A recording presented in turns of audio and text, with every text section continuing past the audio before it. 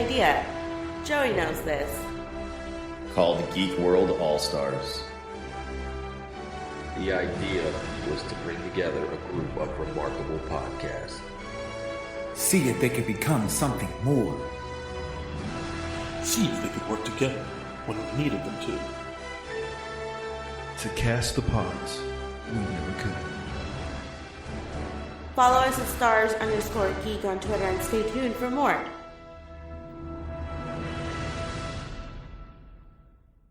Welcome to the continued podcast adventures of Superhero Speak. But I think many of the people that love this character and that love superheroes in general have used these stories as inspiration to say, you know what? I'm going to do something good in the world. I'm going to make a difference like my hero when I was a kid.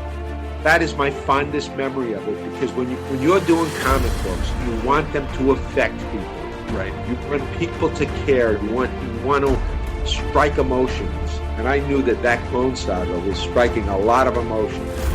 Can you imagine Pulp Fiction starring Goofy and Mickey Mouse? I can totally imagine that. I'm sure somebody's written that one too. Quarter pounder with cheese in France, Mickey? What? Royale with cheese, Mickey. Yeah. I can totally. See? I would watch the hell out of that movie. Yes, I gladly sacrifice that my progeny to you, O mighty Marvel beast. But Neil Adams is somewhere going, it's my time. How do you measure success? Hey everyone, you're listening to Superhero Speak, and I'm your host Dave. And I'm John. And JD. Here we are in another wonderful week of Superhero Speak. You guys do anything interesting this week? I know, John, you saw a movie. Don't spoil it for us, but how was it? Oh, no, it was well worth it. Detective Pikachu. Yes. Yeah, it was really good. It's worth the ticket. It's definitely worth going and seeing it. People are kind of beating it up online. I know, but I don't see why. I mean, what were they expecting, like high art or something? This is Detective Pikachu, for crying out loud. Mm. I thought it was fun. Oh, yeah. It's not something I'd go see again, but I'd see it once. On a scale of 1 to 5. Well, I'd give it a 3 or 4. Oh, well, that's really good. Yeah, I mean, I'll put it to you this way. While I was watching it, there was at no point that I said to myself, why am I watching this? Okay. It was interesting enough to hold my attention, and, it was a pretty good plot. I like it. I think that's all you can ask for in the movies these days. Yeah. Yeah. Yeah. It's as long as it doesn't make you cry or scream too much. Pretty much. Yeah, no, because my son wants to see it. Yes, my son who just turned 17 wants to go see this, and it's worth it. And we didn't get to go this weekend, so we're going to probably go next weekend. So it'll still be out. Oh, I'm sure. It almost took the number 1 spot this weekend from Endgame, right? Yes, almost. Yeah, that. I mean, if it weren't for Endgame, it would definitely have number 1. But there's no stopping that juggernaut. You see, there's a site that's claiming that because Endgame's drops are steeper than Infinity War's, that the movie is a failure, even though it's already made more money than Infinity War did during its entire run. What do those people smoke? I mean, seriously. I have seen this more and more with this movie than I have before. There just seems to be, I don't know if it's people who don't like superhero movies or if it's DC fanboys. No, this is people who don't like the fact that Captain Marvel. Like, it's the Captain Marvel haters. Well, still? There's that as well, but I really don't see that with this movie. She's in it for 15 minutes. Oh, I know. Gotta blame something, though, for the overwhelming success of the film. I don't know. Gotta use something to have something to argue about on the internet. For real. People don't click happy links. We've seen that. It's all about, I mean, again, the movie is the ending of Tony's arc and Cap's arc, and everyone knew that was going in, that's most likely what was going to happen. At least one Yeah, of them. nobody. That was the talk, is who's going to die. Like, that's what we all talked about. Right. For months, and I don't know.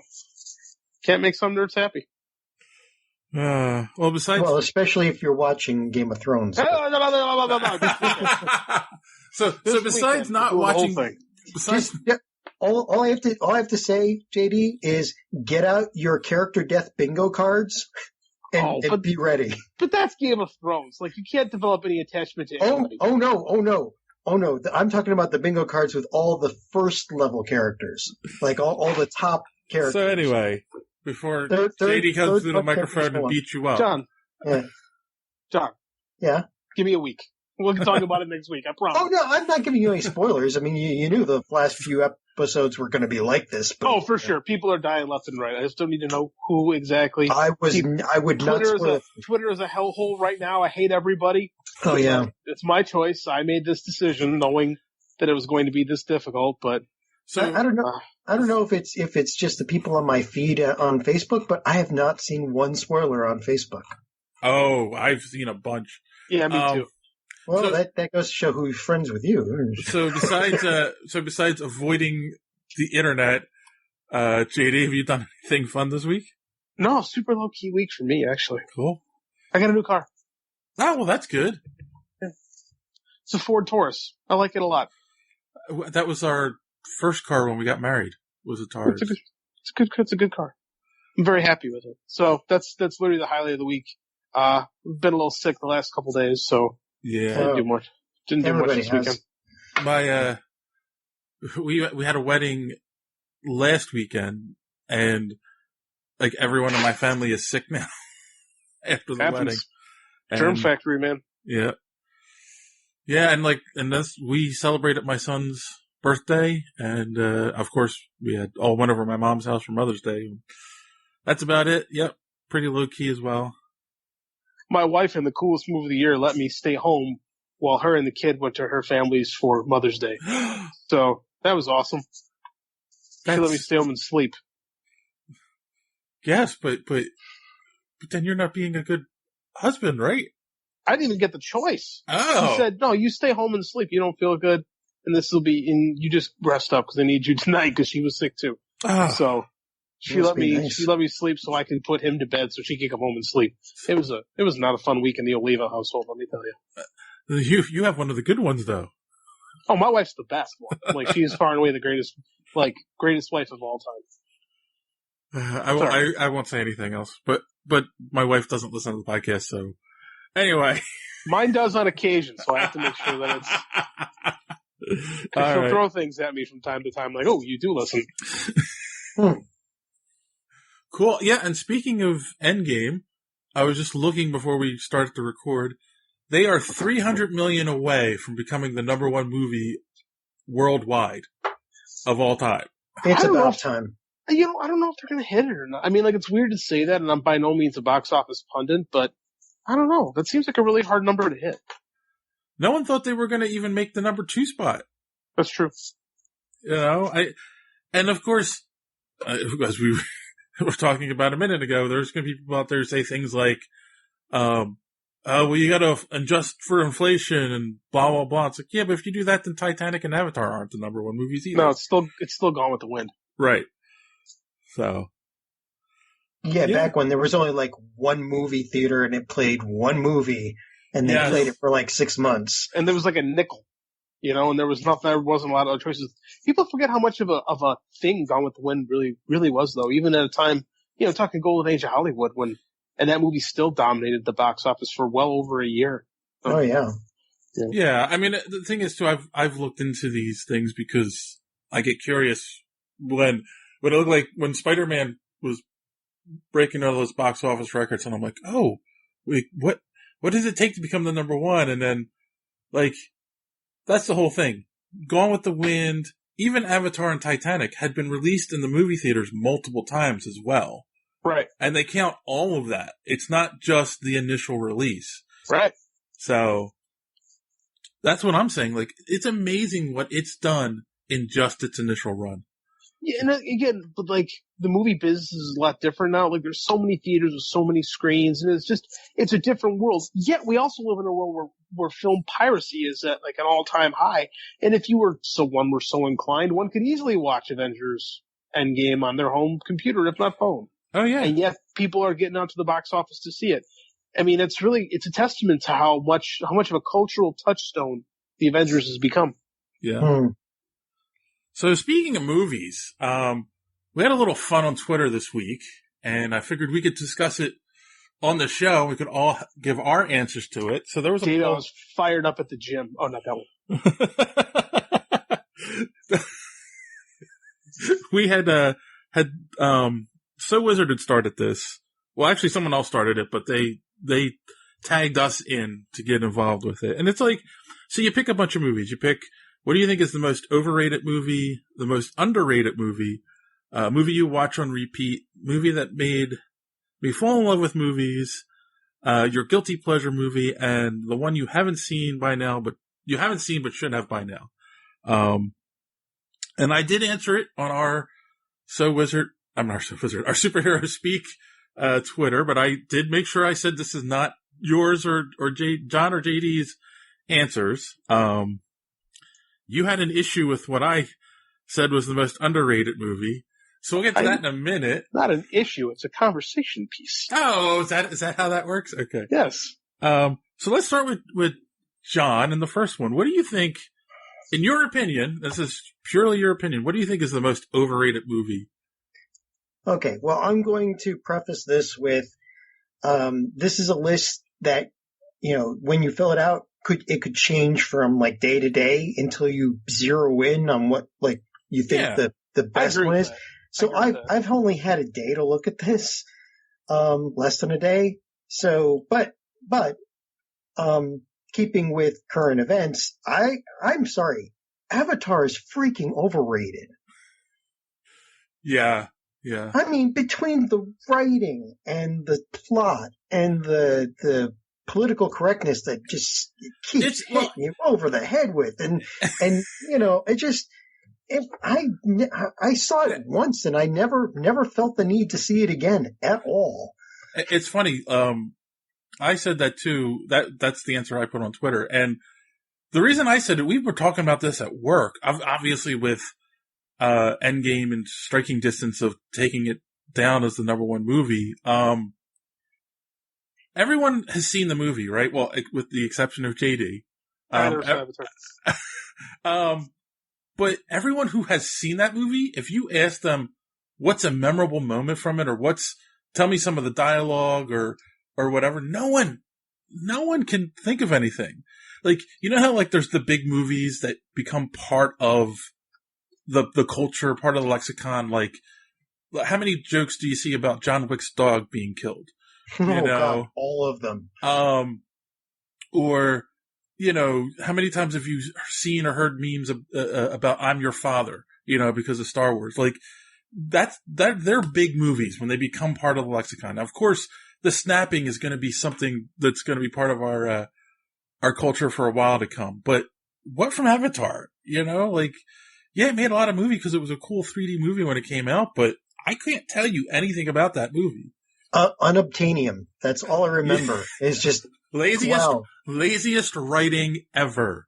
The element that they need to get is called unobtainium. Well, there are times. That's terrible. There are times when, like a first run thing works, even after when it's only a placeholder. For instance, in The Incredibles, 0 point energy. They called it that just out on a whim, just as a placeholder. But it works and it stayed in the film. Mm-hmm. But unobtainium is just like, it just doesn't, it's, too on the nose. How about you, John? John. JD, sorry.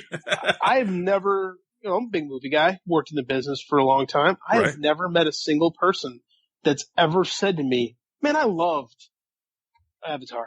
Yeah. Never. I've never heard a person say, man, Avatar is my favorite movie. I don't even know anyone that says, man, when I'm bored, I sit and I watch Avatar. Like, if for a movie that has made so much money, people seem so apathetic toward it. Yeah. Mm-hmm. So are you saying that's your overrated movie as well? No, I confirmed that my overrated movie. That's a movie I don't even think, to be honest, that because I've never seen it and because no one ever talks about it. Sometimes I forget it's there. Yeah, exactly. Until somebody says, "Oh, we got another movie that might make the top." What's the top? Avatar. Why? Yeah, I agree. People go like, "What?" I kind of get Titanic because I remember I was in high school when Titanic came out, and like there were girls that were like obsessed with that movie, and I knew girls that would like go to the theater and see it like on the weekend, like frequently. Yeah, like 2-3 times at 3 hours a piece. Yeah, I mean, yeah. But I've never heard that with Avatar. I've never heard a single person go, "Man, I just love Avatar." Mm-hmm. Not once. Maybe I'm hanging out in the wrong circles. I just don't know. Yeah, I haven't heard. So then, JD, we'll move on. What do you think is, in your opinion, what's one of the most underrated movies? Oh, I love Guardians of the Galaxy 2, and I know a lot of people don't like it nearly as much as the first, and finds it to be one of those Marvel sequels that don't hold up to the original, but I really enjoy that movie. Like, just something about those characters and James Gunn's writing that really click with me, and I think why this movie stuck out the most to me is like why it speaks to me a lot is because the big theme of the film of the first one is mothers and sons, whereas in the second one it's really fathers and sons. Yeah. And I had been a dad about a year at that point when Guardians 2 came out, so it was still new to me. So that movie really kind of, I don't know, it just hits me on the right emotional chord. I think that I think it's better than people give it credit for. I love it. I love Guardians 2. I agree with that. How about you, Johnny boy? I'm going to go off the reservation. Oh, okay. There's a movie called He Never Died. I'll give you that's underrated because I've never heard of it. I've heard of it, but I can't tell you anything about it. It's about Cain, basically still alive because of his curse. As in Cain and Abel? Yep. Interesting. And it's I don't know, the way the character is played. I mean, the curse is basically he can live, but to live he has to eat human flesh.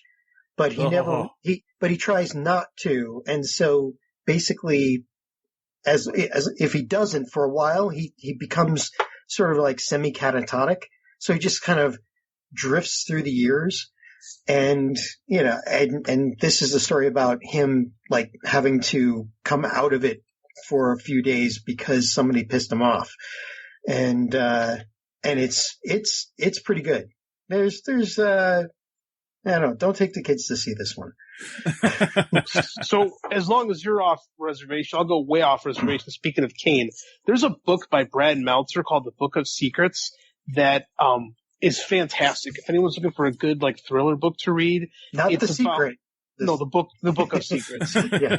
It's literally about a murder mystery among I guess Jerry Siegel's father, the creator of Superman. Like he really was murdered, and they tie the murder back to some to the Thule Society and like these evil ancient evil Nazis, and it works back to the mark of Cain. It's like describing it sounds batshit crazy, but it's such a good book. Like if you like that Brad Meltzer stuff, like it's about 10 years old, but it's a really, really good read. And it's got the comic tie-in with Superman. So, if anyone looking for a read this weekend, that's my pick.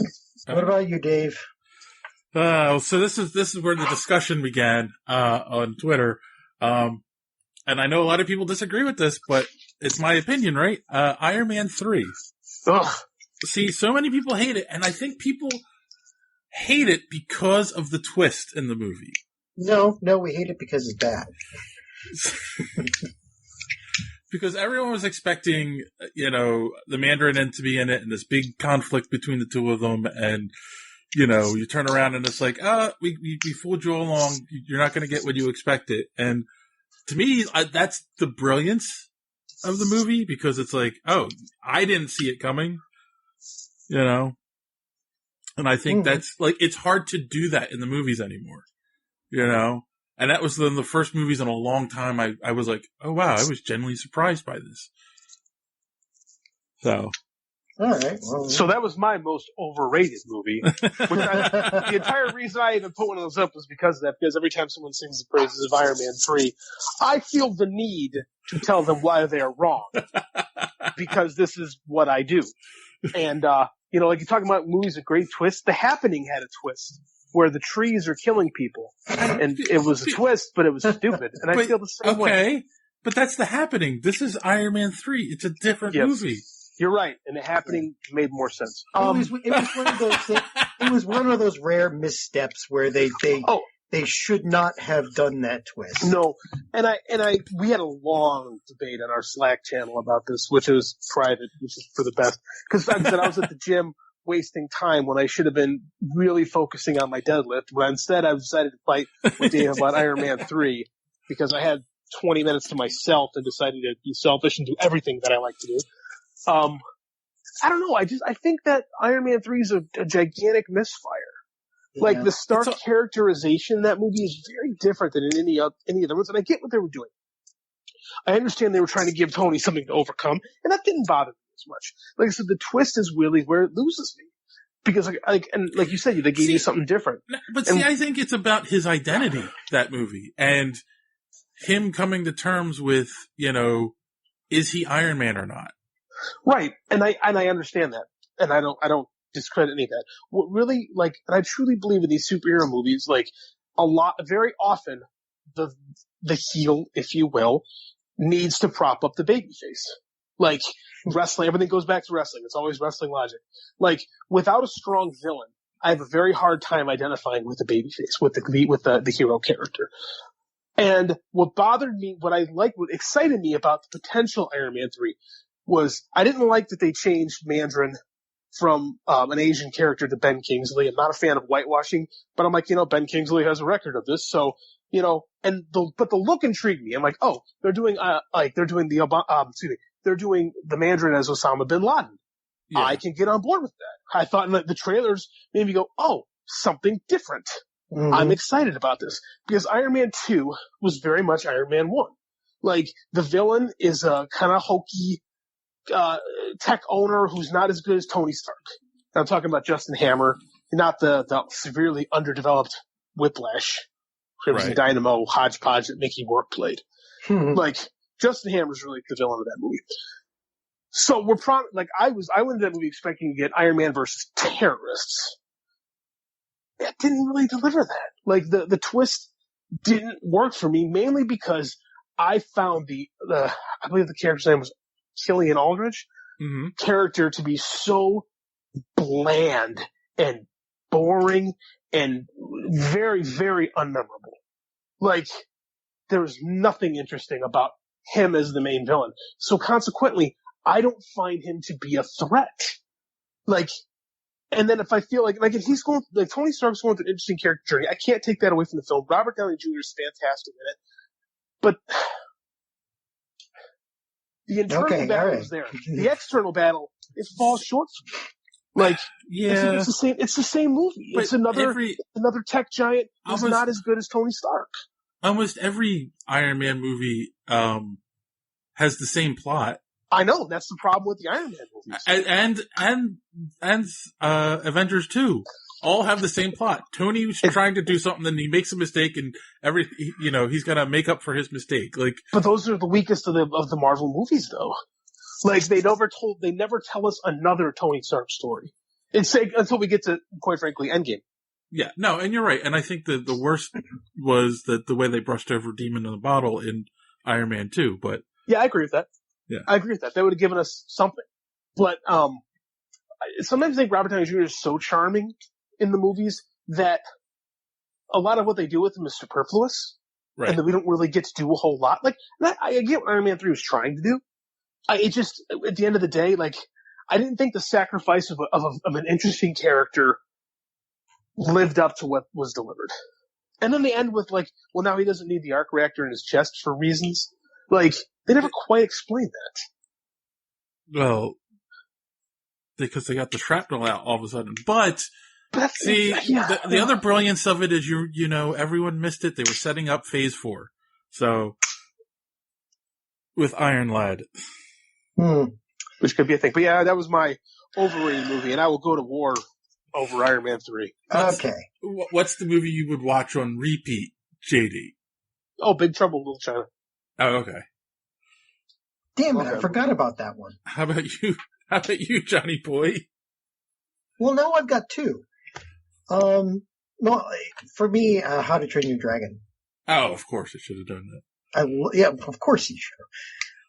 Of course, I wouldn't mind having, Big Trouble in Little China on too. But either one, yeah. Mine was Return of the Jedi. Great. Because, in all honesty, like, when I was I've told this story before, when I was in high school, we had all the movies on VHS, and I would come home from school before anyone was available to do anything. I would watch the movies every day and just keep cycle through them. So, and Jedi's always been my favorite. The movie that made you fall in love with movies. Of course, sticking with Star Wars, mine is Empire Strikes Back. I remember that's probably the first movie I remember going to when I was a kid. My dad taking me and my brother. And it was one of those things like, what is this? This is different. This is cool. So, yeah. How about you, JD? Batman 89.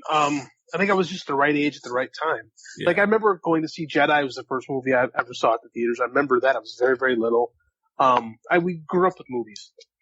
But for some reason, the Batman movie, I think it was the hype surrounding it. Like, there's a 2020 documentary for it that I watched, I taped, and I watched it every day. That summer of 1989. I watched it every day. And I remember I had a calendar, and I was counting down the days till June 23rd, 1989 to go see Batman. And I had a baseball game that day, and my dad picked me up, and we went back home. I remember showering as fast as I could. And my dad took my brother and I. Mom usually took us to the movies. Dad didn't usually take us. So it was special because my dad took me. Mm-hmm. And I just remember when that Danny Elfman soundtrack comes on, my little heart was pounding out of my chest. So the whole experience and the hype surrounding it, and like it's being a child of the 80s, it was the experience that movies are just more than going and sitting in the theater and watching a movie. It's the experience of what a movie is. Like I keep using the term hype, but like all the ancillary property that surrounds it got me excited. Like I had to have the shirts, I had to have the toys, I had to have, but it got me into comics. I bought comics because I loved Batman the movie. And like a year later, I knew everything about that character, up and down, backwards and forwards. So I mean, like it changed me as a person going to see. I'm not talking to you guys today if I don't get as excited about Batman as I did. Cool. Nice. And you, John? I've got two answers to this, but there's a reason. Okay. So on the nerd side, I went to a drive-in theater to see this headlining, supposedly great space film called Battle Beyond the Stars, but it was a double feature, so they stuck this little known movie called Star Wars after it. And and watching Battle Beyond the Stars, and I was 8 years old, watching Battle Beyond the Stars, and then like, okay, I'm almost asleep. Like, they're gonna play another space movie, yay! And wait, what? Space laser swords and all that? Yeah, it was the difference between the two in like quality and the storyline and all of that. Mm-hmm. I mean, I was 7 years old. Or 8 years old. It jarred my brain. So, and that is basically what made me a nerd. And then after that, like, I guess you'd say my awakening to, hey, there's more than just science fiction was Roxanne with Steve Martin and Daryl Hannah. That is a great movie. Oh my God. That movie I saw in, let's see, it was in Queens, on my very first date. Wow. That was the Cyrano de Bergerac, right? Yep. Okay. Wow. It's been a long time since I saw that, but that is a good movie. Yeah, my dad used to watch that one on VHS, maybe once a month or something like that. He loved that movie. It is. It's still an awesome movie. It holds up. Now, I'm showing my age. What was Battle Beyond? I'm not familiar with this movie. Battle Beyond the Stars? It was a B, almost C space movie. And like, you know, like when I talk space movie, I'm like, this is the kind of movie you would see on late night on Sci-Fi Channel when they literally could find nothing else to put on. I'm not sure. I don't remember if all the spaceships and everything used in it were repurposed from something else, or most of the movies after that repurposed their film.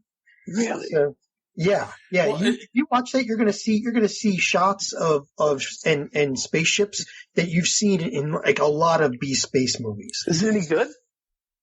Yeah, it was okay. Is it fun? Is it fun bad? I guess is the question. God, I don't even know if compared to these days, back then there was nothing like Sci-Fi Channel, so you know, fun bad. They've got pretty much got the bar on that. It would be an interesting watch. It'd be like there's another movie called Laser Blast. It's an interesting one to see. Even better if you can find a version of it that was done by Mystery Science Theater 3000. But I was going to say that. I was saying, is it like an MST3K type movie? Like one of those Laser Blast was done by MST3K. I don't know that Battle Beyond the Stars was. It might have been. Got to see this. Yeah, it's funny because a lot of people don't think about that. Like before Star Wars, the biggest sci-fi movies I think were Planet of the Apes, and well, there was Alien, and it wasn't Alien 77.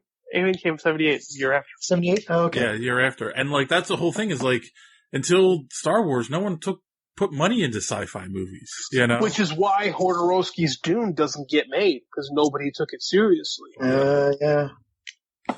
All right, John. What about you? Huh? Did we do you yet on that? Yeah. Jedi. Okay. Jedi was his. Oh, right, of course. No. Mine was Empire. That's the one that made me fall in love with movies. All right, so John, what's your guilty pleasure movie? Okay. Again, two. I'm gonna give two. One on the Sci-Fi Channel, The Mummy, the original, 1999, which is not really the original because there's a 1940s original or something. Uh-huh. But Brendan Fraser and Rachel Weisz. It's a good movie. Yeah, it was a fun movie. It was everything it was supposed to be. It wasn't supposed to be like dark. It wasn't supposed to be, really thrilling. It was just supposed to be a fun romp, you know? Right. And it was. And then the second one would be Max Dugan Returns. So okay. I don't know Max Dugan Returns. I've heard of it. I don't think I've ever seen it. It's another fun watch. And it's fun to watch even now. It's 1983. It had Matthew Broderick in it and Marsha Mason, nobody knows, and Jason Robards. Oh. Okay. How about you, JD? The Notebook. Oh, you have to admit that? Yeah, my wrestling fans are going to be a bunch of shit about it too. I'm sorry. Are we supposed to shun you now? I need to know what the. So I was living at home for a little bit after college, and I remember I went out to get myself something to eat. Came home, my sister was watching The Notebook, and I was eating a burrito, and I said I'll just sit and watch this for a little bit while I'm eating. And I sat and watched the whole thing with her, and I'm not gonna lie, I cried like a baby at the end of that movie. And like I saw it again, like probably 6-7 years later on TV, and I had to watch the whole thing, and I had tears in my eyes, and like I know it makes me less of a man to say it, but goddamn, that's a good movie. JD, what was in that burrito? Chicken. I mean, cheese, some beans. You know what I'm getting at. No, I'm clean, man. Other than burritos. It's funny because so the movie I picked, when I used to tell people I like this movie, like they were like, "Oh, that's a horrible movie." But now people like it. You even said, JD, I believe it's the movie you have on repeat, which was Big Trouble in Little China. I think with my generation, it was an HBO thing, so we kind of grew up with it on. So it wasn't like we always knew it as just a fun movie that was on cable. Right. So it wasn't like you guys said it was a bomb. You know, it's a great movie. It is. I love that movie. All right. And the movie that I probably should have seen by now, but haven't, I just picked this because of who we are and what we do on the show. I haven't seen Venom yet. Oh my God. Nor have I. Oh, okay, good. I'm not alone. One of the guys I work with said he has never seen any of the Godfather movies. There's a lot of people like that. I know. I don't know how that's possible. Well, I've heard one guy, while we're on the subject, I know a guy who said he finally saw, this is like probably 10 years ago, he finally saw The Godfather, and it's like, and I asked him, so what did you think of it? He goes, I felt like I'd seen it before. And I thought about it, I'm like, oh yeah, the movie was so influential and so much, like, everyone stole so much from it that when you go back and look at it, it's kind of like, I don't get it. Well, it's even like the Order 66 scene in Sith. Right, Revenge of the Sith is like when, what's his face takes over the family. Yeah. Michael, that's it. Yeah, like, so much has been taken from that. All right, so was your answer Venom? No, mine was Shazam. I still haven't seen that. Oh my God. Well, good answer. You're the one that convinced us to go see it. I know, and I never got around. I mean, that's the thing. If I don't get to a movie like right away, there's a good chance I'm never going to see it. Oh, you have to see it.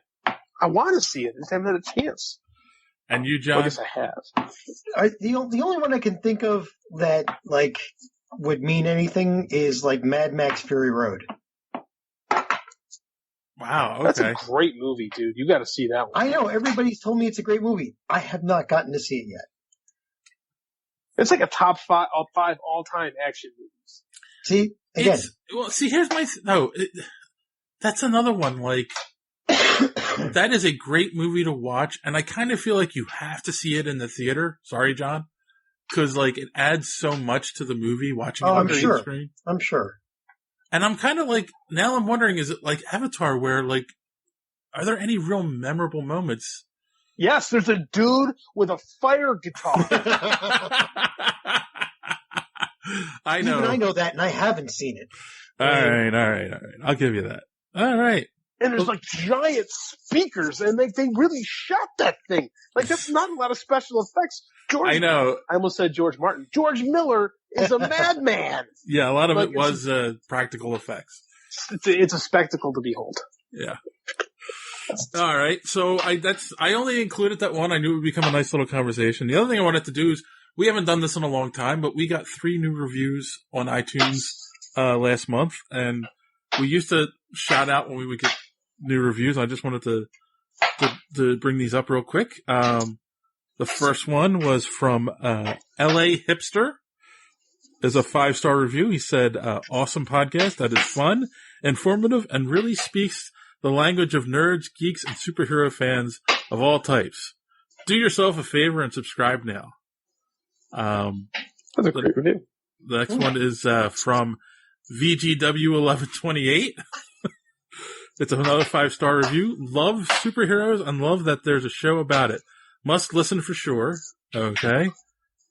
And then the last one is from Bryce Bankard, and he's another 5-star. He said, I must say, it can be difficult to keep people interested during a movie review, but these guys do it. Enjoyed the show quite a bit. Keep it up, guys. So. Like listening to a car crash. So I just wanted to make sure I gave shout-outs to those guys, and thanks for doing it. And if you haven't done so already, if you get a chance and you listen to us on iTunes, please head on over and give us a review, and we'll shout you out on the show, and it helps our show increase our visibility on iTunes. So, all right, let's move on to the news. We got a lot of little Marvel stories this week. So Joe Russo puts an end to the Tony Stark speculation. So we kind of talked a little bit about it, but I've seen so many videos and articles floating around of people saying, "Oh, Tony's really not dead." No, he did. He did. And Joe Russo said in an interview, he's like, "What was it? What's the exact quote? Tony's dead, you know. That's it for Robert. He's done." So, straight to the point. Yeah. So. I mean, it's not a lot to mention, but like, Do you guys honestly think they'll never try to bring him back in any capacity? Denial is the first stage of grief.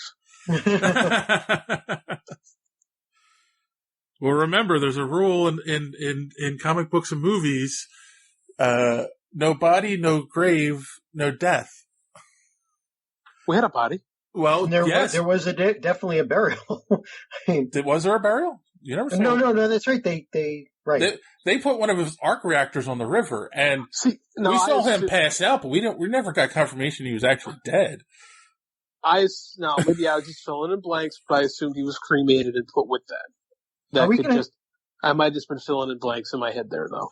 Yeah. Don't go thinking that there's going to be a reign of the Iron Men.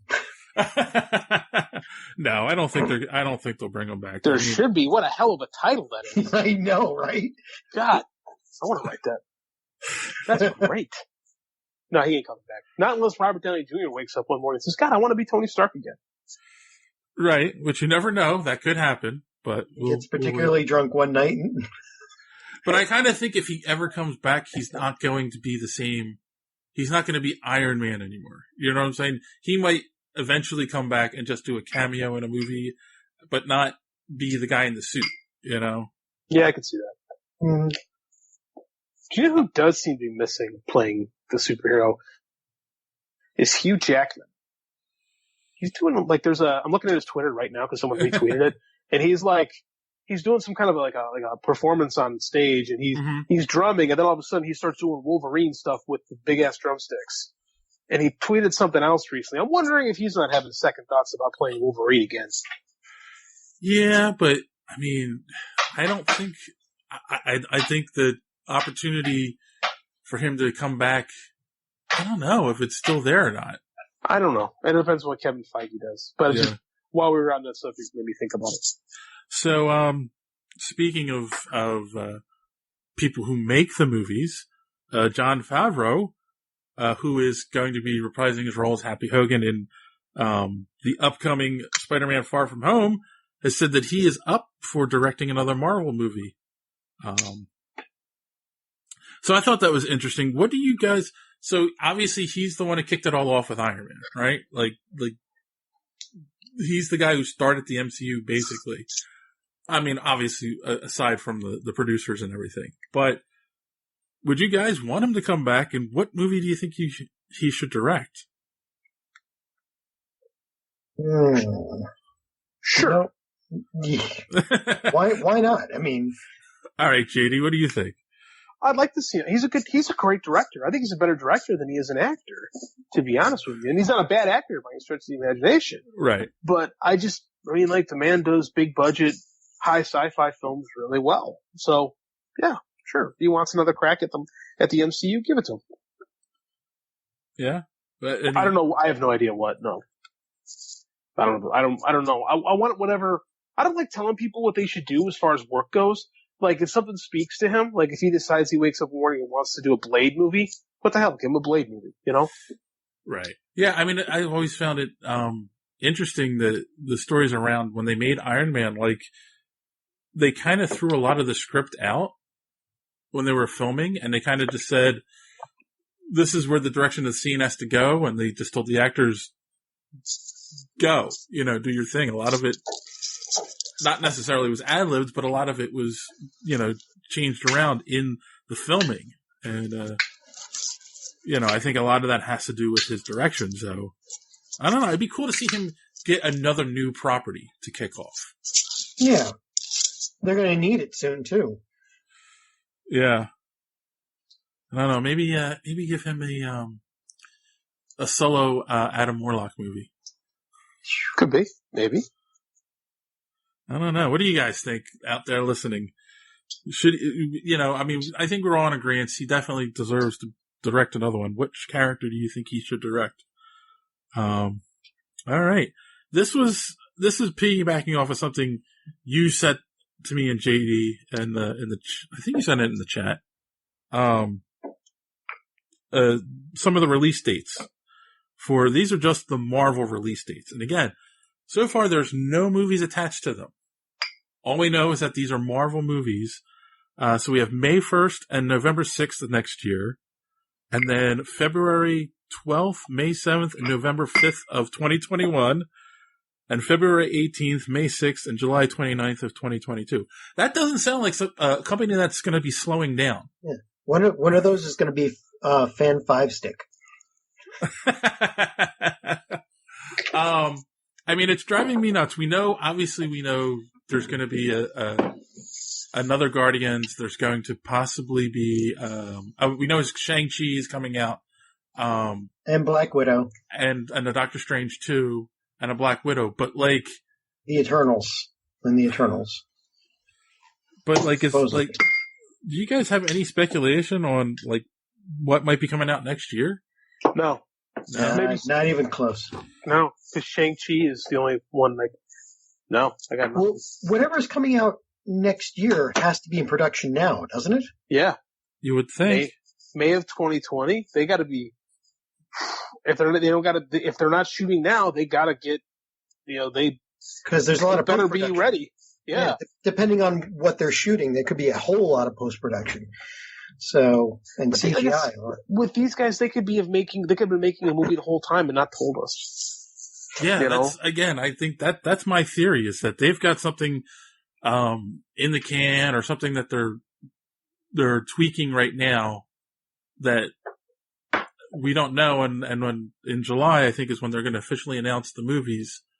They're going to blow everyone's minds, I think. And I don't think these also include if Sony wants to do any other Spider-Man movies. No, these do not include Sony. And from my understanding, there was also a couple of Fox things that were on the table that this don't include. One of them being Deadpool 3. So and the rumored the movie that I don't think actually exists now, the New Mutants. Yes, the New Mutants. It's an urban legend. I think so. It's not really a New Mutants movie. Speaking of mutants, that's a good segue, JD. Thanks. The writers of Endgame, Christopher Marcus and Stephen McFeely, have come out and said they think House of M would make a good movie.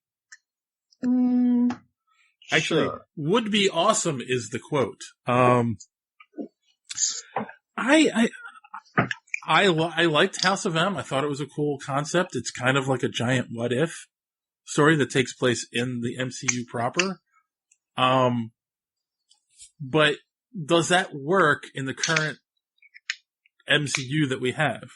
No, not at the moment. We don't have mutants. Right. We need mutants. And plus, I think that they took, no one talked about this when it came out. It was weird because I thought this was pretty obvious. They kind of lifted when they made, Days of Future Past, they kind of lifted that whole Wolverine remembers thing from House of M and implanted it in yes, that is true. Days of Future Past. So not to say you couldn't be done again, but we need a Wolverine. We need Magneto. Like, we need those characters in the MCU. So until that happens, I don't. But that being said, I think like Marvel does these stories every now and then where they like reset the universe temporarily and everybody's in a different role. They've done it quite a few times with House of M, of course, and then Age of Apocalypse, Infinity. And I think that House of M is the best one of those as far as like just the story goes. So maybe got a lot of work to get there though. I mean, and the whole thing is they haven't shown Scarlet Witch's full power from the comics in the movies yet. They got close in Endgame with her kicking Thanos' butt. Go ahead. We talked about it last week with the WandaVision. I think we're going to get that in there. Right. Or is WandaVision a play on the idea of House of M? Well, wait a minute. WandaVision is set in the past, right? Well, technically it's set in the 50s. Vision is dead. Otherwise, it's Wanda No Vision, or, Well, again, Vision's an android. He can be rebuilt. They've done it in the comics hundreds of times. Borderline cliche. Yes, borderline cliche. Killing off Vision. So, and again, is that the start of showing her powers? Does she bring him back to life somehow? I think so. I think that's kind of. I mean, like, I can't help but think that because I don't know what else they would do, especially with that title. See, I keep wondering, is it time travel? Is it, or does she alter her reality where it looks like they're a happy couple in the suburban 50s? I think that's what they're going to do, to be quite honest with you. And now that I don't know, the fact that you just say that, I think that sounds pretty dang cool, to be honest with you. I don't know. Like, the more I think about this show, the less I know about it. The more I think about the show, the more I want to see it because I know so little. Yeah. Do you think the average normie is ready for a movie where it's like they altered reality? Yes, based on Endgame doing as well as they did in time travel. I think everything is on the table at this point. Mm. They've been building up to the farther reaches of the Marvel Universe. I mean, we're getting the Eternals. Yeah. We've got Adam Warlock on the side. Eon and the Living Tribunal can't be far away. At some point we may be actually hearing about that stuff. Yeah, we're reaching. So actually, I saw a video where they were talking about stuff that was ideas that were cut from Endgame, and the Living Tribunal was actually kicked around for possibly showing up in Endgame. I get that. He got ticked off because Thanos used the stones. So he shows up. I'm most surprised they haven't used Watcher more than the gag they did in, oh gosh, what movie was Watcher a gag? Was it Guardians? Yes, Guardians 2. Yeah. Guardians 2, there we go. Yeah. This wasn't in the emails. Did you see that Hulu announced 2 new Disney shows? 2 new ones? No. Yeah, Ghost Rider and Hellstorm. Yes. Okay, yeah, I did see that. I was thinking of the cartoons they announced a while ago, but okay, yeah, and it's following the Ghost Rider from Agents of S.H.I.E.L.D.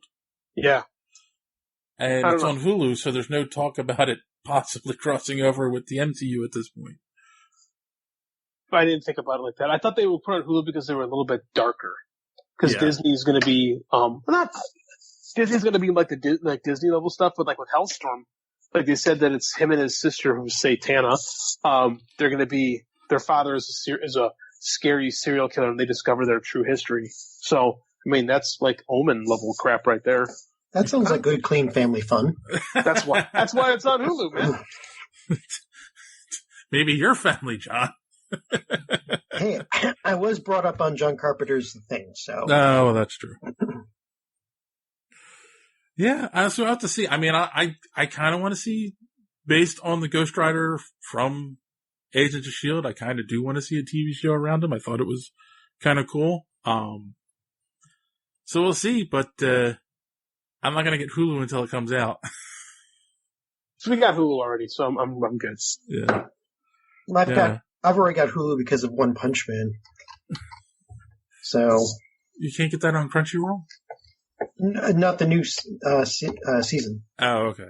There's something else on Hulu.com. I can't remember what else do I watch on that. I'll have to remember. It'll come to me. All right, and then our final news article. This is actually a comics related article. Weird. Have you guys seen all these weird things on social media? It says like Marvel, and it's like the name of a writer or a name of an artist. Have you have any clue of what it's all about? They haven't really said yet. Like, I imagine it's the next big event that they're doing. So, Marvel is celebrating 80 years this year. And they are coming out with Marvel Comics 1000. Former guest of the show, Eric Larson, posted on his Facebook page. So all these cryptic Marvel Comics posts yesterday, they were leading up to Marvel Comics number 1000, 80 years, 80 pages, 80 creative teams, 80 stories on sale this August. Hashtag Marvel 80. So at least one of those pages will be the swimsuit issue? So we have Eric Larson, obviously, is one of the guys. I know I saw Larry Hama post something, and my brain just went blank. They've been on our show, Spider-Girl, and they were like the main creative team in the early 80s on Spider-Man. DeFalco and Friends? Yes, DeFalco and Ron Friends, they're going to be doing one. So I'm curious, since, you have a little more experience in comics, JD, how do you do something like that? 80 creative teams on an 80-page giant? You need to have one hell of an editor, and they got Tom Brevoort doing it.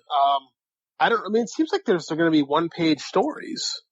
So, like, time commitment wise from the actual teams, it doesn't seem like, in the grand scheme, I'm not saying a page of comics is easy to do, but I mean, there seems like it's going to be, not an incredible time commitment from the creative teams. It almost sounds like they're doing kind of what DC did about 10 years ago with Wednesday Comics. Do you guys remember that? No. With DC, I think it was 08 or 09, they were putting together like a newsprint, like comic strip style books. Yes. Okay. Yes. So it seems to me like they're going a little bit more in that regard, like a quick done in one story. I don't know. It's interesting. It's probably going to cost like $10, so I don't know if I want to buy it, but it's intriguing. I'll buy it. Or I'll wait till Greg does his own cover of it, and I'll get one for free from him. Let's see. That's a smart man. Oh wait, I didn't say that out loud. No, I would never take free comics from my friend. Not only would I take it, I would expect it. Yeah. We'll find out when I go to New York. So yeah, it'll be interesting. I'm going to see, 80 years. It's a really big deal. And then we'll be saying the same thing in 20 years when we're in our 60s. Oh wait, you won't be JD. I'm not all of us. All right. And we have one DC article this week. Not a lot of stuff happening over there. No. There hasn't been a lot happening over there in a long time.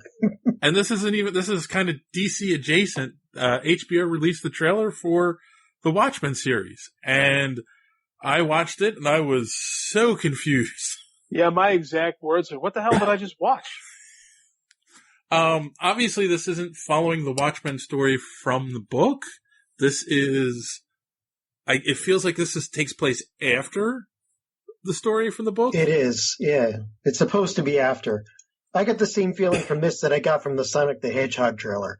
So you have a la, The Dark Knight Returns, where you had the people who were dressing up like Batman, putting the bat symbol on their face and Children of the Bat. Children of the Bat. Yes, thank you. You had, people wearing the Rorschach masks and, obviously being some kind of team for him in honor of him, because spoiler, he gets killed in the Watchmen story. I don't know. I think I'll watch the first episode to check it out, but it just looked so weird to me. And then Don Johnson, it's like the main guy. I got nothing. I got absolutely nothing on this. Why can't they just do Why can't they just do Watchmen? I don't know. And I've heard rumors too that, they're making that Lord of the Rings, series for I think Amazon or something. That's another, they're not redoing the same story from the movies. They're doing a whole, separate story. Really? There's huge lack of creativity in all of this. I mean, it's all, look at it. All the movies are sequels and now they're just rehashing this old stuff. And who knows if they're going to do well or not. It's going to take a lot to do Watchmen really good in the same vein as in which it was done originally. Yeah. I mean, I don't know if sometimes I wonder if it's a lack of creativity or if it's a fear of doing new stuff where maybe someone came up with a story in a despondent future and someone said, oh, we could build that off of this property that we own over here, which is the Watchmen. So I think it has to do with more that the traditional media outlets want for sure hits because everything costs so much to do. So they spend their time and money on proven properties, stuff they know they can make return on. Meanwhile, Hulu and Netflix specifically are more willing to take chances on something new. And it's just kind of that's just kind of the way the medium is nowadays. Yeah. And they're doing pretty good with it too. Oh, they are. They sunk a ton of money into development and developing new properties. And, I don't hear people talking a lot about I don't know what's on ABC or NBC anymore, but like people talk about, what they're watching on Netflix, what show they're binging all the time. Yeah. So, even HBO is kind of in the middle. Like they were kind of Netflix before Netflix was a thing, So, but they're still terrestrial cable. So they're in that same boat. You're losing Game of Thrones. You need something familiar to get people back in. Watchmen seems like a safe bet. Game of Thrones 2, The Revenge. Well, they are doing that. They're doing a spin-off series because, we can't leave well enough alone with anything. Well, you got The Son of, The Revenge of, and, I don't know, Returns, maybe? Who knows? Yeah, I don't know. And on a side note with the Game of Thrones thing, the whole time, and I don't really watch it. My wife and daughter watch it religiously, right? So I mostly know it through them talking about it. I watched the first season and I watch it here and there, especially when someone's like, "Oh, you really need to see the Red Wedding." It's like, "Oh, okay, I'll watch that episode." But I keep wondering, so when he finally comes out with the last book, it's going to be different. Right. Is he going to do something completely different to screw over everyone who watched the show? To be like, nah, that's not canon. This is the canon here. Maybe. Probably. I think they said they got the ending from him. Like they sat him down and said, "Look, what's happening? We need to end the story." Yeah, but there's some speculation he may change his ending based on how people like the ending of the show. Yes, because George R. R. Martin, if there's anything he does, is fan service. Yeah. So we shall see, people. This is coming from a guy who currently binge watches Burn Notice on Amazon Prime because there really isn't a lot of stuff I watch. I watched that. Used to be good. I never saw the last few seasons of that. Come on, it's got Bruce Campbell in it. It's good. My wife loves that show. All right. So we're going to end this week with an interview. This is one that our good, fearless friend John got while he was down at AwesomeCon. And it is David Pepose. Is that how you say his name? Yep. He's the writer behind Spencer and Locke, which we do have a review of that on our website. You want to set this up for us? Yeah. So when we go to these conventions, there's very few times when you actually come across something. And this is the place to do this, but there's a few times you come across something that just like hits you in the face, like you found a gem. And this was one of them because I came across David's table, and he caught me with the storyline, which is basically this is Calvin and Hobbes if they grew up in Sin City. It's called Spencer and Locke, and of course that's going to make you interested. It's got like two of the best things, so. I grabbed a copy, went back to the hotel that night, and the next morning, the very first thing I did was I raced over to the floor to go interview him because it was that good. Between him and the artist, they managed to almost exactly capture the feeling of Calvin and Hobbes and be able to transform it into something way, way darker. The storyline is awesome. And I'm not going to spoil it here because you need to go see it. 2 weeks ago, they came out with volume 2. So, I have the first volume here, which is the first, I believe it was 4 issues. And they now have the second 4 on sale as well. So it would be something that I would wholeheartedly suggest you go read because it is different and it is really good, especially if you were a fan of Calvin and Hobbes. Or, if you were a real fan of them, maybe you might not like this, but I would say give it a try. And so given that, here's David himself. This is John for Superhero Speak, And also for Cosmic Geppetto because, apparently I like to not get paid twice. And thanks, Brad Mendenhall, for our press pass to AwesomeCon in Washington, D.C., 2019. And yesterday I met this gentleman who was pushing a comic book that I believe his description was Calvin and Hobbes meets Sin City. Sin City, yeah.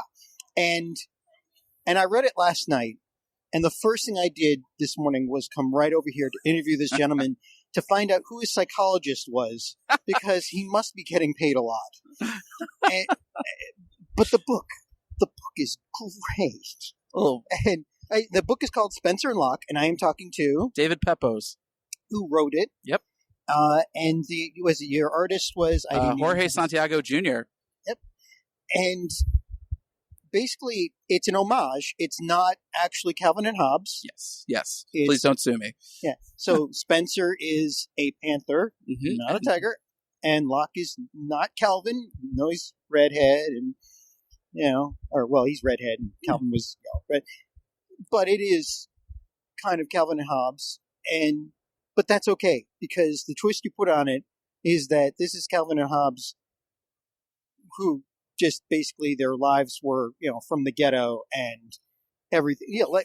Like you said, Sin City. Yeah, they grew up in a very traumatic upbringing, and they've grown up to become homicide detectives. His partner's imaginary, but the danger's all real. And yes, Spencer and Locke. It's been we've been kind of the little indie that could for about 2 years now. We have a sequel that's going to be hitting comic shops everywhere this Wednesday, May 1st. Spencer and Locke 2. We're taking the Fables approach, so no comic strip is safe anymore. We're doing Hardboiled Calvin and Hobbes versus Hardcore Beetle Bailey for Volume 2. Jeez. It's going to be wild. It's going to be our Dark Knight, our Empire Strikes Back. But yes, it's been pretty incredible just seeing how people have been responding to our first volume. It's been about 2 years since our first issue dropped, and we're really excited to sort of come back on the scene this week. It's been a long time coming, but my creative team, we got the whole team back together. Artist Jorge Santiago Jr., colorist Jason Smith, letterer Colin Bell, our variant artists Mon House and Joe Mulvey. They're all back and loaded for bear for Volume 2. And I'm really excited for fans to see kind of what crazy twists we put on these heroes for this sequel. I have to ask now. I mean, you can kind of see where you came up with the idea, sure. But and we talked about this yesterday. What got you to the point of saying I am going to write this? Sure. Well, a lot of it comes from I got my start in the comics journalism scene, or actually before that, I got my start as a DC Comics intern about 10 years ago. I worked on Final Crisis, Batman R.I.P., Green Lantern, Secret Origins, and it was a wonderful experience. But it was also during a recession, so there were no jobs. Yeah. And so I was lucky enough to meet Janelle Asselin, who is a new assistant editor at the Batman offices and an alumni from Newsarama. And so she connected me with her editor, Troy Brownfield, and that started me on like a 10-year comics journalism career. I wound up becoming a reviewer and then the reviews editor over at Newsarama. And there was a period of time about 4.5 years ago, I wasn't really connecting with a lot. The thing they don't tell you about reviewing comics, you'd think you're being a kid in a candy store. Unfortunately, you find out that a significant portion of the candy is rancid. And you never want to see how the sausage is made, basically. Yeah, and there's always a ratio of stuff you like versus stuff you don't. But during that period, it was I think it was the summer or fall of 2014. That ratio was particularly low for me. I wasn't connecting with a lot of stuff. I was feeling really burned out. I didn't really know what I wanted to do with my general career. And that's when I kind of had that forbidden thought of, all right, smart guy, if you think you're so smart, why don't you put your money where your mouth is and write something of your own?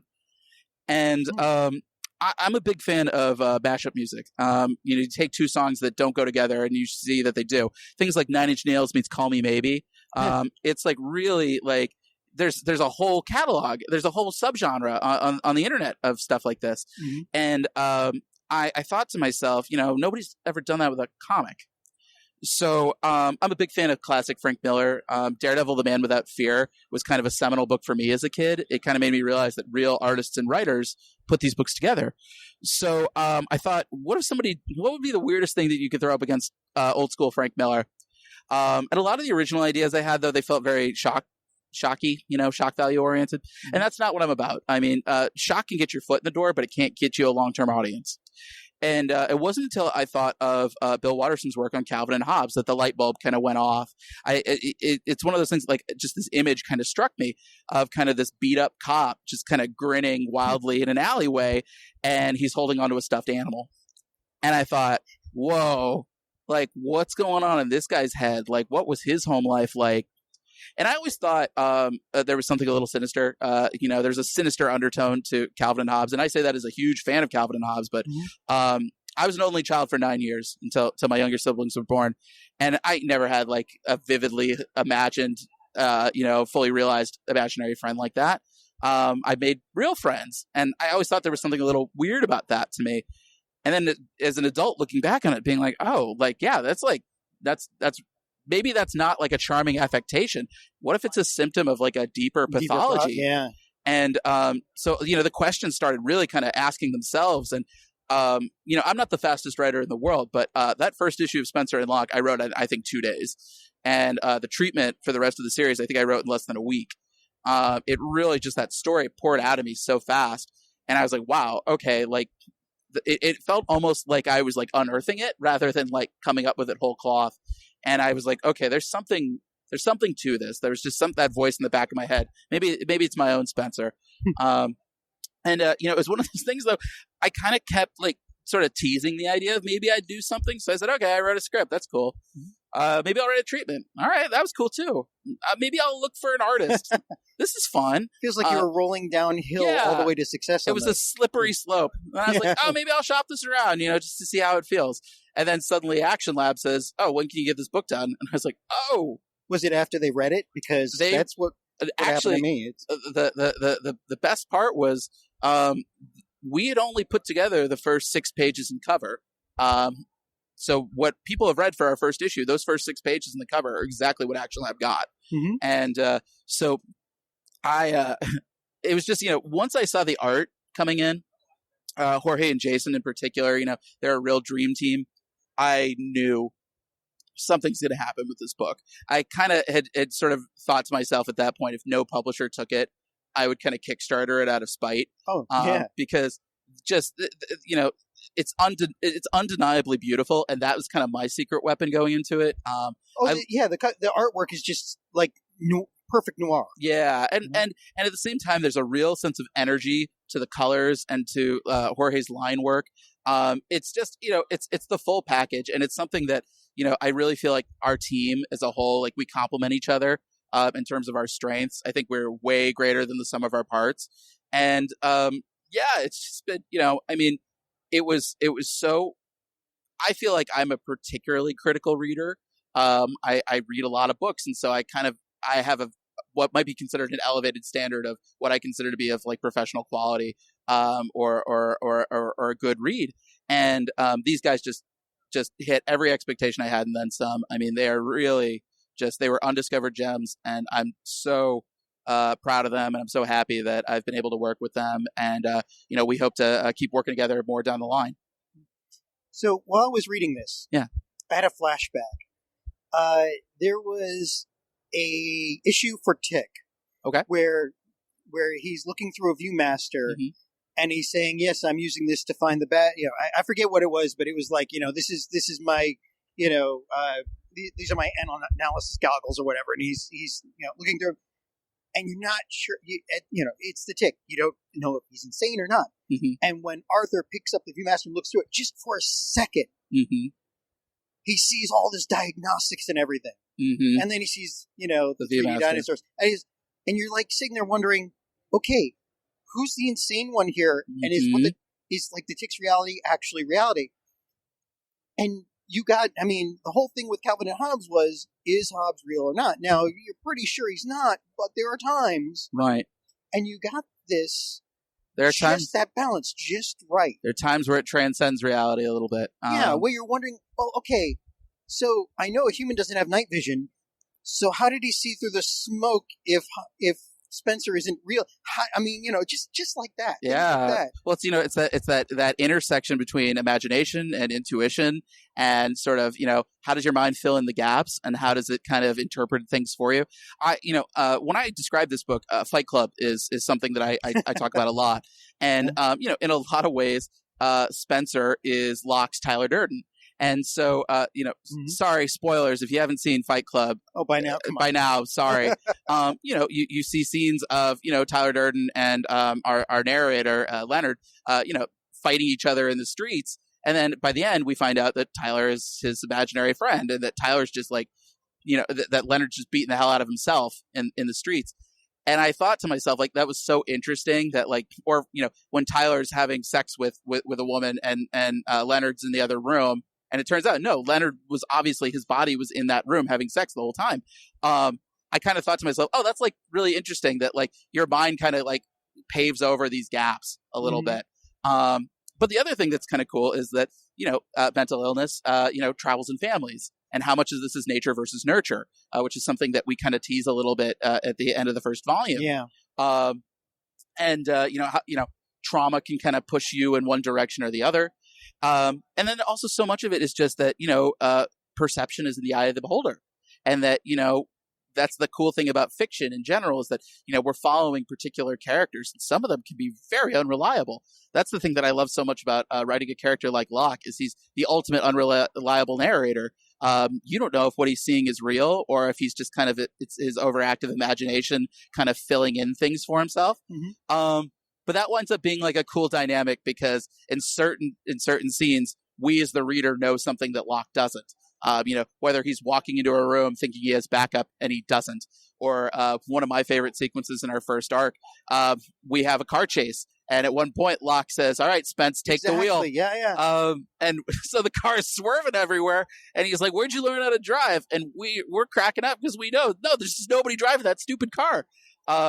So, it's very fun. And I think it kind of opens itself up to a range of storytelling possibilities, both in terms of concepts, and that comes all the way back from old school Bill Watterson. If you can accept that Calvin can imagine his own best friend, then what else can he imagine? He can imagine himself in space as Spaceman Spiff. Yep. He can imagine himself seeing dinosaurs. He can imagine himself going through time, splitting himself. The transmogrifier. All these things. It's something they used to say at Upright Citizens Brigade, which I studied improv and sketch writing there, and they said, "What must be true? If this is true, what else is true?" And so you start with a small premise, and then it kind of snowballs from there. If this thing is true, then all these other things could be true by extension. And so it really kind of opens up a wide variety of storytelling possibilities and tone, because we're able to sort of shift between this very kind of dark, bleak, noir storytelling to something that's like funny, and something that's heartwarming, and something that can like bring a tear to your eye. And, my secret for Spencer and Locke was I didn't know if I was ever going to get to do another comic. I for sure thought, if either people are going to love this book, or I'm going to get thrown in comic book jail and never be allowed to do another book again. Yeah. And so I was like, if I can only write one book, I want to write this book like that. I want to throw everything in the kitchen sink in. I want to know that if I can never write another comic, I feel satisfied with what I wrote here. And, mission accomplished. I'm so proud of my team and what they've been able to accomplish with this book. And I'm really just, I'm so overwhelmed by the response that we got from readers. We were nominated for 5 Ringo Awards last year for the series, all right. Including for Best Series and Best Writer. And let me tell you, I thought the universe was pranking me. When you're on a Best Writer list with Tom King, Neil Gaiman, and Jason Aaron and Jeff Lemire, that's what? It's imposter syndrome, right? Writ large. There was a mistake here, right? Did you mean somebody else? And the fact that, our readership has been so vocal and so loud, and has, I have frequent flyers at every con where people will come up and say, "Hey, by the way, I love the book. Like, when's volume 2? When's the next book?" Well, that was when I finished it last night. It was like, okay, yeah, I need more. We need more. And, and that's and Action Lab kind of saw that immediately, and they were very quick to greenlight a volume 2. As long as our sales are not in the toilet, they have said that they would be happy to do a volume 3. So I keep telling all of our fans, pre-order. A pre-order for volume 2 is essentially a pre-order for volume 3 at this point. And the thing that I tell everybody is I have plans. There's been a big global plan for Spencer and Locke since the beginning. Nice. The funniest part is when promoting our first volume, the hardest thing for me was not telling everybody what the plan was for volume 2. We basically taking sort of the gritty noir approach to Calvin and Hobbes was enough sleight of hand that nobody realized, oh, what if you just did it for the whole Sunday Funnies? And that's the plan for volume 2. We're taking the Fables approach. No comic strip is safe. But personally, I'd like to see Bloom County. Let's just that say might be hard, but we've got a little nod to Bloom County in volume 2. It's a sort of a squint or you'll miss it kind of thing. I do believe there was a crossover between Calvin and Hobbes and Bloom County. Yes, I was going to say they're friends, and so I know Bill Watterson has come out of retirement a couple of times to do some Bloom County. But I will say that there's a plan. There's a long-term plan for this series, and I know you told me a little bit about that, but I'm not going to spoil it. No spoilers. All I'll say is we've saved some big guns. I don't want to blow everything just in volume 2, and so there's a couple of heavy hitter comic strips that we'd love to parody that we're saving for a volume 3. Excellent. So another thing that I was thinking when I was going through this is that there is like this current theme that is being introduced in a bunch of, well, for me, anime. Sure. Like not just an anti-hero, but an anti-anti-hero, right? So like Dragon Ball Z with Vegeta. Sure. Right? He's still trying to be good, but every once in a while he'll break out and just be completely evil, right? Yeah, it is. And same thing with Accelerator and a certain scientific railgun and a certain magical index. Right. So, and this is like that. I mean, your character turns out like that, where, according to the upbringing you gave him, he should be completely evil, and yet he's still trying to be good. But he can just pick up a baseball bat and do what needs to be beat the done. hell out of somebody. Yeah. Locke is, it's sort of he and Spencer. It's the good cop, bad cop. The problem is that the good cop isn't real, and it's a fun dynamic. But the thing is I consider Locke to be like a real tragic anti-hero.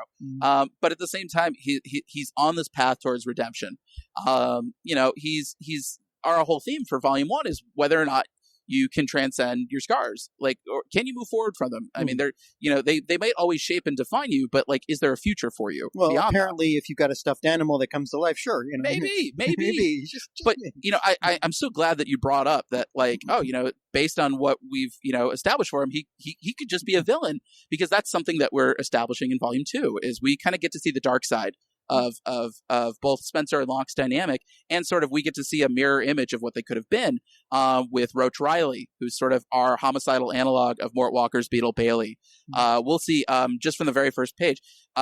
Our first volume of Spencer and Locke, every first page was a flashback told in a sort of Bill Watterson style of Spencer and Locke's and you childhood. switched between the two types of art. Yeah, like the art looks like Bill Watterson. Jorge is, I mean, he's so versatile. When I brought him on board, I fully expected that I'd have to get a second artist to do the flashbacks, and he was like, "No, I got it." I was like, "Really?" He does. I mean, it's our secret weapon. I mean, it helps us sort of shift time and tone and humor, and gives us sort of a real insight into Spencer and Locke's psyches. And so for volume 2, our flashbacks are from Roach's perspective. Roach is the sole survivor of his platoon overseas. And whereas Mort Walker's kind of lovable, slacker private never saw any action, Roach is going to see action very quickly. And I like to think that he's seen just as much pain and suffering as Locke, but in a much more accelerated time frame. And so he's kind of come out of this with a very twisted philosophy on the nature of pain and suffering. He's almost found religion in a way. He's kind of like an acolyte of pain, and he's sort of coming back home to spread the good word to as many people as possible. Oh, good. Does he have the Cenobites behind him? It's like, yeah, right. So I will say, for somebody like Locke, that kind of nihilistic philosophy can be very seductive. Locke is the kind of guy who is always fighting to sort of move on, and he's always fighting to sort of get beyond his scars. Especially because we'll find that he has a daughter to take care of now. Too many spoilers. Too many spoilers now. But there are other things in his life that need him to move on, and he's finding that he can't. Without spoiling too much of Volume 1, our first volume is Spencer and Locke going back to their old neighborhood, and they have to confront a lot of the tormentors of their past. And they're going to find in Volume 2 they don't feel any better about it. They're going to find catharsis doesn't come from the end of a gun, and sometimes violence for this is just more violence, and it doesn't actually sort of bring you any sort of closure. So they're going to have to figure out sort of where to go in this existential crossroads, and of course that's when Roach arrives trying to paint the town red. Okay, that's a lot to take in. Again, though, I've read this, and I am fully, supporting this because it's an amazing book. Now you have another book called Come to the Chapel, as well. Yeah, so Going to the Chapel is going to be in stores this September, also through my publisher Action Lab, and it's it's like Die Hard meets Bridget Jones. It's the story of a gang of Elvis-themed bank robbers that take over a rich family's wedding. And they quickly learn that they should have stuck to robbing banks. Their family of hostages is even more dysfunctional than the cops waiting for them outside. And at the center of it all is a conflicted bride named Emily Anderson, who she's grappling with a serious case of cold feet. And before she's able to say anything, her wedding's taken over by the bad Elvis gang. So she's going to wind up playing both sides against the middle if she hopes to get everyone out in one piece. It's a rom-com, but it's a rom-com written by the writer of Spencer and Locke. So I feel like romantic comedies as a genre just get a bad rap. And I wanted to read one that I was like, no, like, guys, like, rom-coms are fun. They're great. Like, get an action-packed rom-com that, like, has heart to it and deals with, themes of commitment. Like, this is something that a lot of people can relate to. And, early response to our book has been terrific. We've had con exclusives at C2E2 and now here at AwesomeCon. And, the book keeps flying off the table. And people are saying it's like 90s Julia Roberts starring in 90s Quentin Tarantino. And I will take that comparison. Our book's tagline is love is the ultimate hostage situation. And it's something that I'm really excited for readers to discover this September. That's awesome. All right, so we like to usually end these kinds of things with a question. Yeah, shoot. I'm very sorry I'm being forced to by my co-host. How do you measure success? One day at a time. I think, you set a bar, and if you can clear it, that's great. And if you can't, you work towards that bar. And if you do clear the bar, then you figure out what's the next step. So much of success is based on luck. And the thing that I really want to impress on people listening to this is your success is your own. Nobody else's success is your success. And so you have to run your own race. I think in any creative industry, it's so easy to drive yourself crazy by saying, this person got this deal or this person got this award. And you can't live your life like that. All you can do is say, am I better than I was the book before? And if the answer is yes, I can go to sleep at night. And if the answer is no, I'm going to stay up until it is better. It's almost the same philosophy as Locke. I'll take that. I'll take it. All right. So where can people find your work? Sure. Well, you can find Spencer and Locke is available anywhere comics are sold. You can order it through your comic shop. We're distributed through Diamond. You can get it through Amazon, Barnes & Noble, Comixology. We're on the Target and the Target website. Weirdly enough. Wow, okay. So yes, anywhere you can order a comic, they can order you Spencer and Locke. And then Spencer and Locke too. It's hitting comic shops everywhere. Wednesday, May 1st, ahead of Free Comic Book Day. So, you can tell your local comic shop to add that to your pull list right now. It'll be another 4-issue arc. We don't want to keep anyone hanging longer than we need to. And then you can, discover, all the news about Spencer and Locke. We're on Facebook, Twitter, and Instagram at Spencer and Locke. It's just one word, and is spelled out, and Locke has an E at the end. You can also follow me on Twitter at Pepose D. It's my last name, first initial.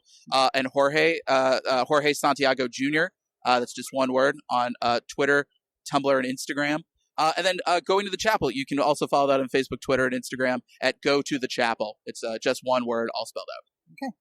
Thank you very much for the time and for the comic. Oh, my pleasure. Thanks for having me. Thanks.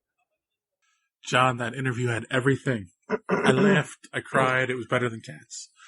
It was not better than Cats. Okay, no, everything's better than Cats. Never mind. Yes. So yeah, definitely go check out his book. And we'll have links to his website and Twitter in our show notes as usual.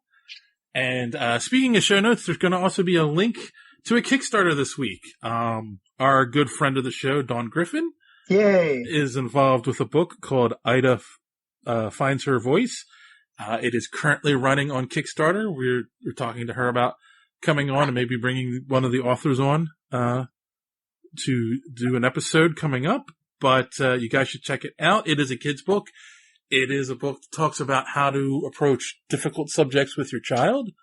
And it looks really good. And as always, I love Dawn's style. She's definitely one of the best kids book writers and artists I know. So check it out. All right. So you guys have anything you'd like to add before we sign off for the week? I don't know. I'm binge watching the Netflix show Ultraman, and it seems pretty good. Oh, okay. So far. So maybe I'll check it out. Does it remind you of the old? The 1966? No, yes. Not at all, because the animation is just a little bit different from the original live action 1966, but it's done very. The style is an homage to the original. Okay. So it's done very well so far. I'm gonna finish my binge on that. All right. You have any recommendations for the people out there, JD? We've been watching the 2003 Teenage Mutant Ninja Turtles series. Oh, me and my little boy. It was good. Like, it's way better than the one I grew up with. Like, he's really digging on the Turtles right now, so we're watching that for fun. Me and him. I'm enjoying it. 2003, that's the computer animated one, right? No, that's 2012. We're not there yet. We're watching the 2003 one. It's the hand-drawn series that came in between the 90s one and that one. There's a lost show, if you will, that's actually far superior to the original. Okay, cool. All right, yeah. I will recommend everyone make sure they go to superheroespeak.com and check out the podcast every week, along with some news and reviews and fun stuff. And if you haven't watched the early 2000s Burn Notice with Bruce Campbell, go check it out on Amazon Prime. It's a lot of fun if you like spy shows and if you like the chin. That's all I'm saying. Yeah, I know. I need to watch some newer stuff. Maybe he's not even the main character in that one. Maybe I should go watch Venom finally. If you want to see him as the main character in something, go watch Jack of All Trades. No, if you want to watch him as the main character in something, you should watch Briscoe County Jr., but I can't find that streaming anywhere. Here's a crazy idea. How about just The Evil Dead? Yeah, but I mean, how many times can you watch the movie over and over again?